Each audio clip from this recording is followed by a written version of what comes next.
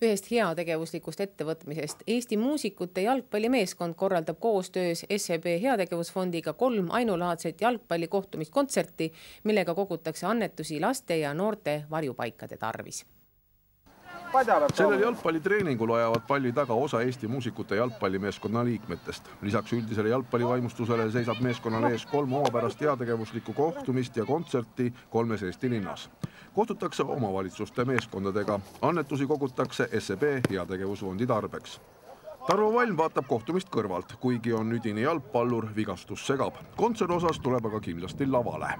Kuna meil tuli nüüd alles uus plaat välja ansambliga Me, Myself and I, siis me kindlasti kanname palju lugusid sealt ette ja teeme ka siis selliseid nagu nii-öelda cover lugusid teeme koos Grammy ja Bonnega ja et usun, et tuleb päris kärts-mürts asi.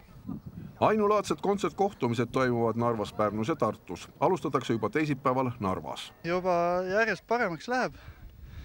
Et oleme siin ikka juba natuke trenni ka teinud ja hooaeg hakkab ja valmistume vaikselt MM-iks jälle.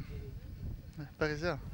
Kohtumised kohapeal on tasuta ning samas toimuvad ka heategevuslikud oksjonid.